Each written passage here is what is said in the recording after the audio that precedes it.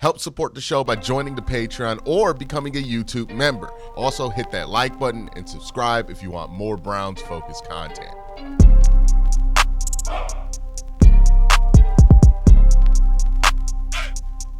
All right, so some news around the AFC North has broken, and it's pretty interesting stuff here. So the Steelers have traded George Pickens out the division, out the conference to Dallas. In return, they get a 2026 third-round pick and a 2027 fifth-round pick in the trade. And the Cowboys will receive George Pickens and a sixth-round pick in 2026. So they swapped and basically advanced a 2026 pick to get a fifth-round pick in the next year's draft. So relatively equal value on a 2026 six and a 2027 fifth-round pick. So that's just a preference swap there. So you're getting George Pickens for a third-round pick.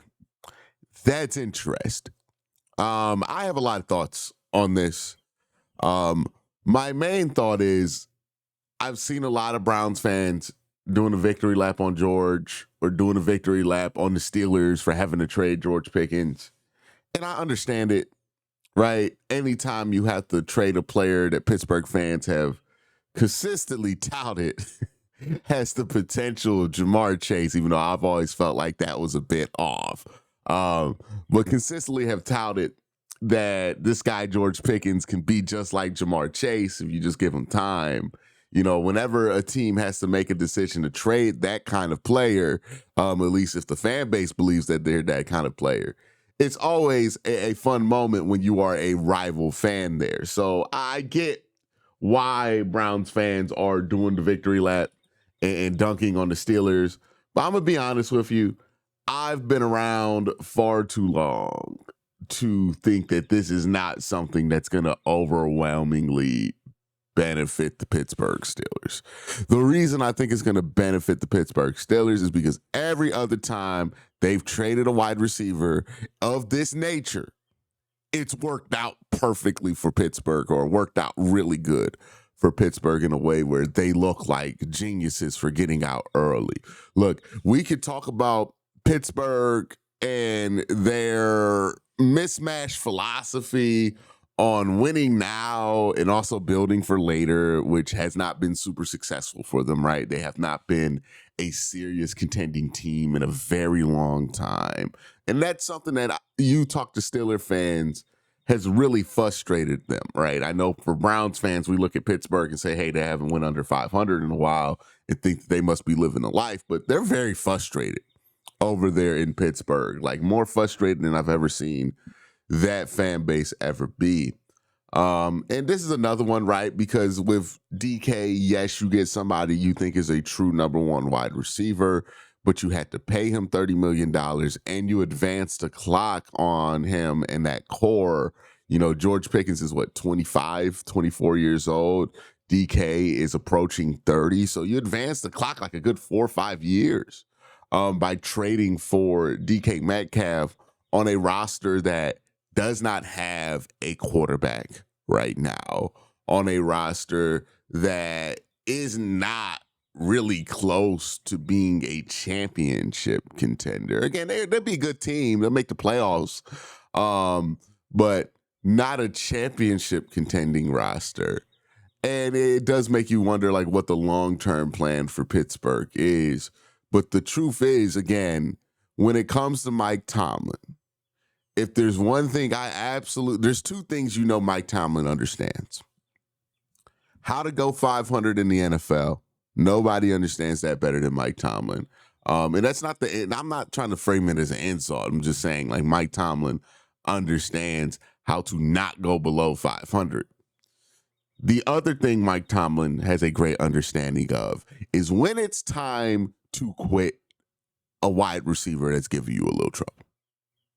Nobody has demonstrated this more often than him. Martavius Bryant back in the day, y'all remember him, right? Started to get the Steelers some trouble because he wasn't passing drug tests. They just got rid of him traded him to Oakland, and he played for Oakland for like a year before having to be out the league because he kept getting suspended. So that was a situation in which they traded a disgruntled wide receiver and ended up on the right side of that. Chase Claypool, another example, right? Disgruntled wide receiver. They traded him for a second-round pick to, was it Chicago? Was it Chicago? Gave him a second-round pick. By the way, that second-round pick turned into Joey Porter Jr. for them because it was the first pick of the second round in a year where a team in the first round had to forego their selection that year. So it was pick 32 of the draft. They basically got a de facto first-round pick for Chase Claypool. And Chase Claypool was on the practice squad last season. And do I even got to explain Antonio Brown? When the Steelers traded Antonio Brown, do I even have to explain it? If I have to explain it, you must not be paying attention. But they traded Antonio Brown. They got out early on that. Deontay Johnson, another example of a wide receiver that they put the plug on. And, now he's on the Browns roster for a minimum deal. If that team says they don't want to deal with that wide receiver anymore, I don't care how talented that wide receiver is. I've seen this happen with one of the most talented wide receivers physically, in Martavius Bryant, who, again, they called him Freak, right? He was tall, fast, long, great hands, super talented dude. It happened to him. Chase Claypool, super talented dude. It happened to him. And then, like, some of the straight-up best players we've seen, right? Antonio Brown, one of the best wide receivers in my football-watching life. Still, didn't matter. Was out the league, within, like, 3 years of that trade. Got released immediately by the team that traded from. Like, it just did not end well for the team that traded for Antonio Brown. And that's the common theme when it comes to Mike Tomlin and these wide receivers that he has issues with that he sends elsewhere. It usually doesn't end well for the team that trades for him. So, on the other hand, I see a lot of Dallas fans doing backflips, being super excited. I don't think they understand the magnitude of the history behind trading for a wide receiver that Mike Tomlin has given up on. And it's not circumstantial, right? I'm not just saying, George Pickens played for Pittsburgh, so if you trade for a Pittsburgh wide receiver, there's a problem there. No. This is much more specific than that.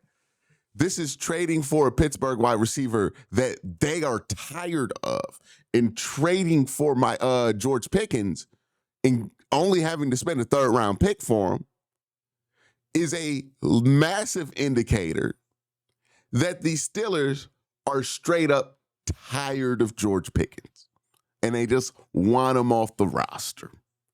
And if that team feels that way about a wide receiver, I believe them.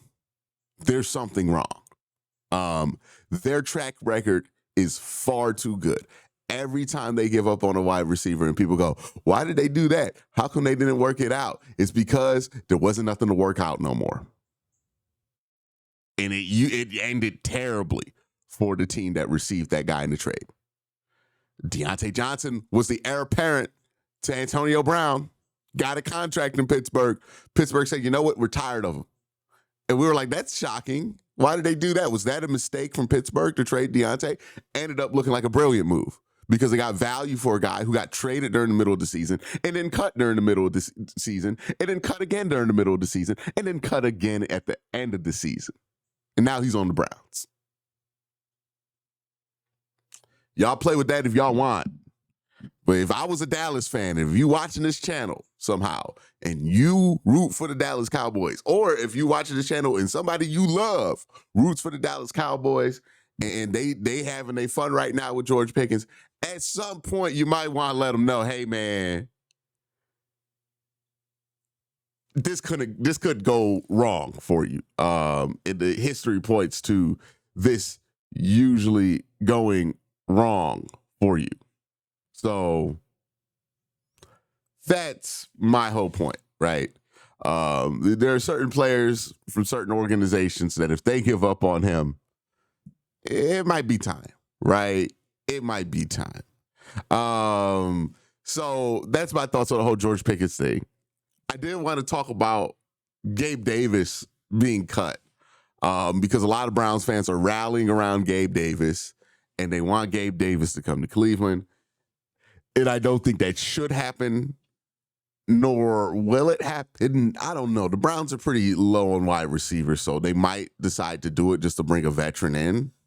But I don't think Gabe's going to want to come here to do what his role is going to be, because it's not going to be to star alongside Jerry Jeudy. I don't think that's how the Browns see it.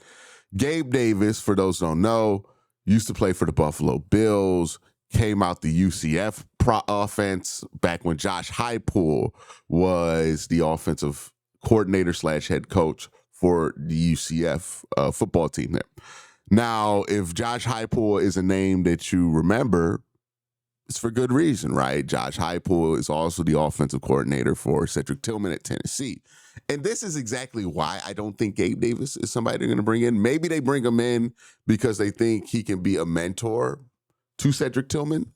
But I don't see Gabe Davis at this point of his career, without being offered a significant amount of money, coming to Cleveland, a team that is probably not trying to contend for a playoff spot, if we're being honest here. Like, they're at a point in their rebuild where they're more focused on figuring out what they have on the roster with youth versus maximizing what they have on the roster. So if you come to Cleveland, there's a good chance that they want you to play more of a backseat role to Cedric Tillman. I just don't see why Gabe Davis would sign up for that. Unless he has no other options, then maybe he signs up for it. But other than that, I'd be surprised if he came here.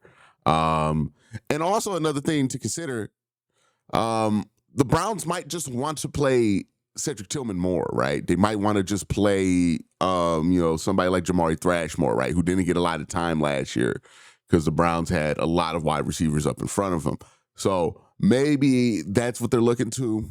I'm not going to argue with anybody who's not comfortable with that wide receiver room. It's not a great wide receiver room right now. But it seems to be part of what they're comfortable with going into the regular season. We'll see how that plays out for them. But I don't think they go after Gabe because I think they want to see, they're more invested in seeing what Cedric Tillman has to offer them than getting Gabe Davis a shot. I think they're going to be way more invested in the Cedric Tillman part of this. And Cedric and Gabe are similar players, deep threats, down the field guys, not the greatest route runners in the world. Still really trying to figure out and grasp that because they didn't do it in college. Both came from the same offense. You really only need one of those guys on the roster. But if you want to get two, you can. But I just don't see Gabe signing up to be basically a mentor to somebody. Now, if he wants to do that and teach Cedric Tillman how to transition from that Josh Heupel offense to NFL, maybe that's what they do. If the Browns feel like there's a need for that with Cedric, I'd be a little bit concerned because Cedric's not in his first year anymore, right? He's going into year 3. So I think they're going to stick it out with Cedric and give him that opportunity to be the guy opposite of Jerry Jeudy this season and kind of let that one play out. So I know a lot of noise has been made about Gabe Davis. I don't think that they're going to go after him. I don't think it makes much sense when you really think about it to go after him, given the similarities between him, Cedric Tillman, and, it seems like the Browns are prioritizing youth right now. And would it make sense to bring in Gabe to take snaps away from Cedric when Cedric is probably a massive priority of who you want to see more of this season? He looked pretty promising before the concussion. So I could understand going into this year thinking, hey, we really want to see with Cedric because he was outgaining Amari Cooper, like doing some really good stuff before the concussion. But that all being said, that's my thoughts on some of the news that has dropped. Y'all have a great day. Have an even better night. Peace.